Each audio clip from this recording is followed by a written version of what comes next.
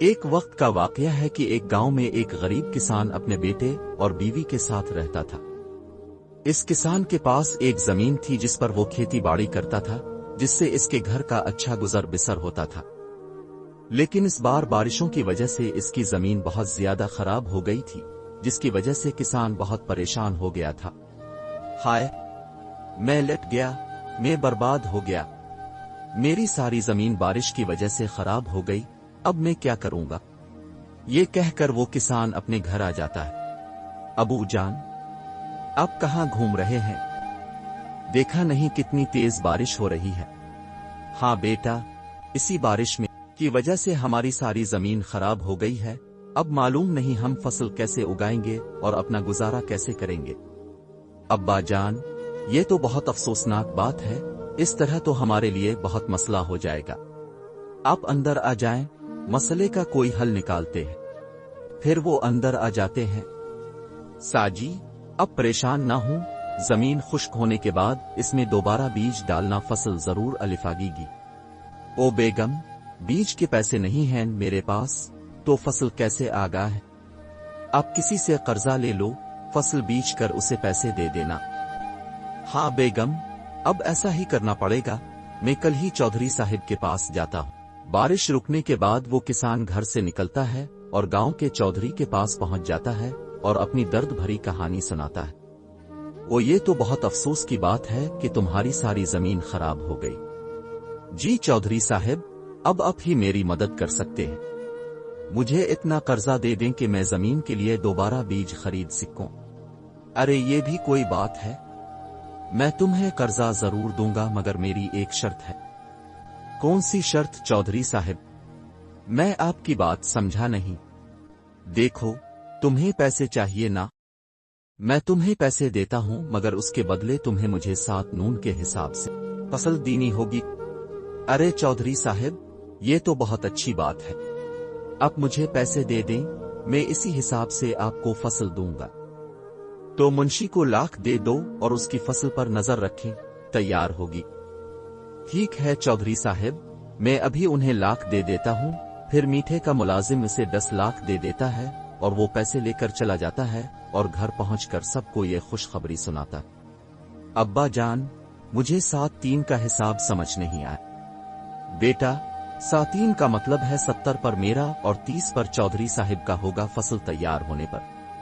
ارے واہ بجن، یہ تو آپ بہت اچھا سودا کر کے آئے ہیں چودھری صاحب، تو آپ نے تو انہیں لوٹ ہی لیا ہے۔ ہاں بیٹا، بس اب میں کل سے ہی زمین کو بونے لگا ہوں تاکہ جلدی فصل تیار ہو جائے، پھر اگلے ہی دن سے بٹو کا باپ زمین کو بیج دینا شروع کر دیتا ہے اور کچھ ہی مہینوں میں فصل تیار ہو جاتی ہے۔ بٹو کا باپ اب بہت خوش ہوتا ہے اور ساری فصل کی کٹائی کر کے منڈی لے جانے کے لیے بوریاں تیار کر لیتا ہے۔ ارے واہ، ساری فصل تیار ہو چکی ہے، میں جا کر مالک کو بتاتا ہوں۔ میٹھے کا ملازم اس کے پاس آتا ہے اور اسے فصل کی تیاری کا بتاتا ہے۔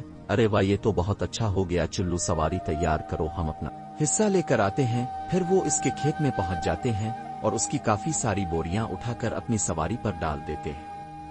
چودھری صاحب، یہ اب کیا کر رہے ہیں؟ اپنے تو 30 پر کہا تھا اور اپنے تو اتنی ساری بوریاں ڈال لی ہے۔ ہاں 30 پر تو کہا تھا، مگر اپنا نہیں 13 کہا تھا۔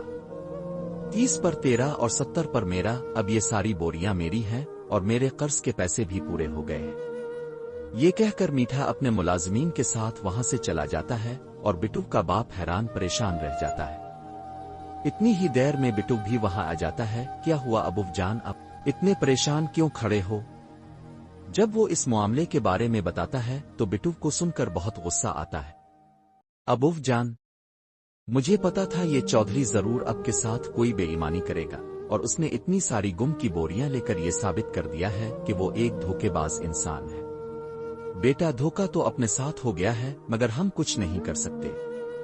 ابو جان، جس طرح انہوں نے ہمارے ساتھ دھوکا کیا ہے، ہم بھی ان کے ساتھ دھوکا کریں گے اور ان سے ساری وصولی کریں گے۔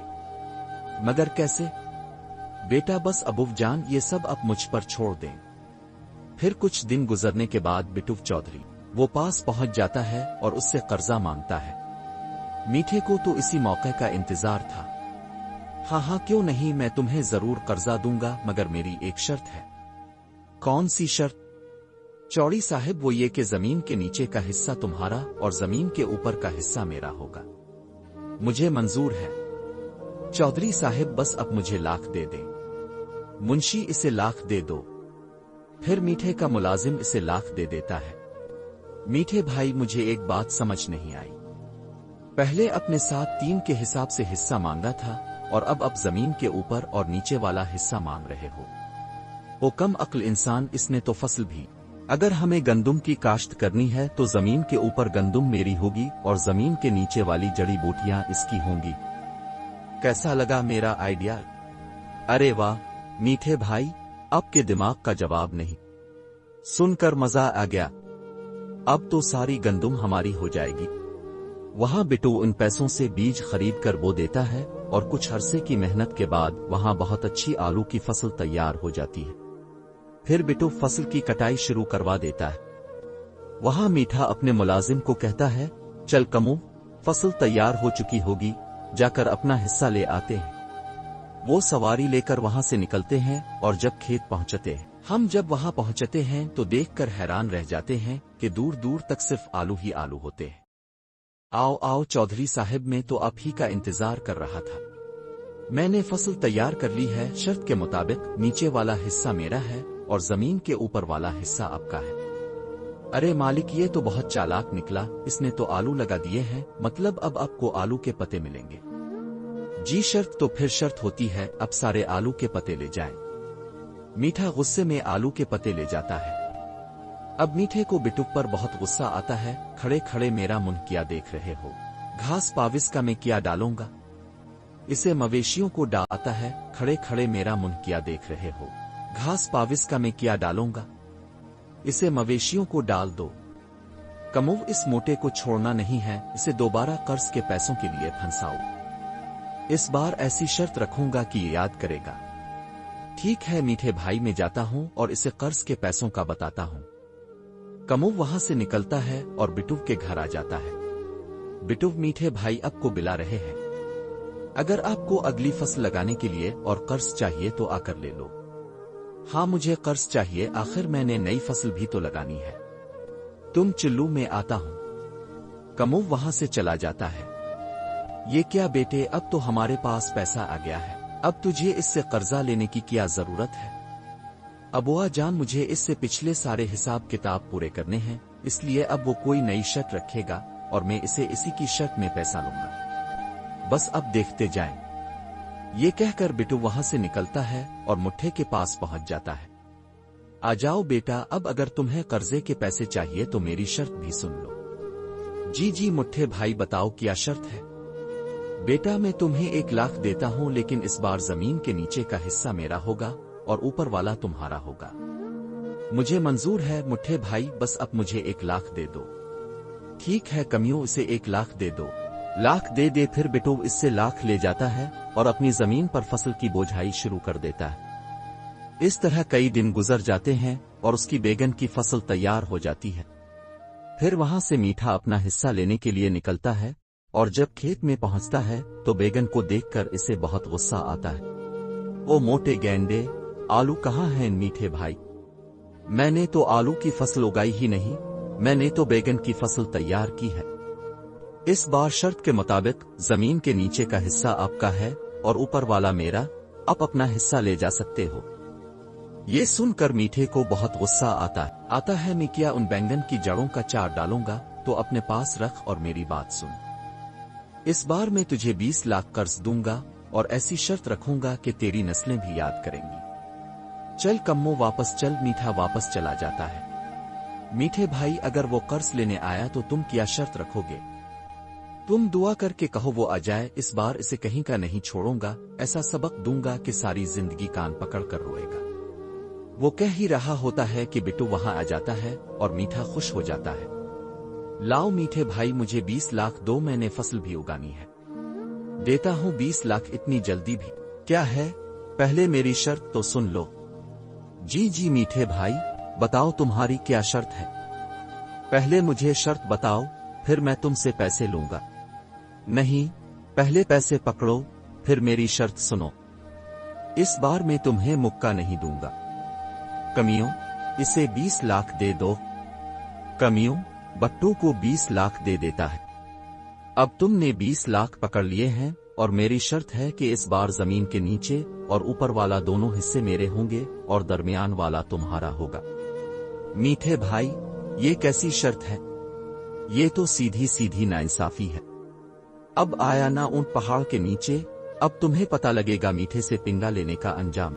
अब निकल और दिन रात मेहनत करके मेरे लिए फसल तैयार कर। बिट्टू वो पैसे लेकर उदास होकर वहां से चला जाता है और घर आकर सोचने लगता है कि अब वो कौन सी फसल उगाए। तब इसका बाप भी वहां आ जाता है।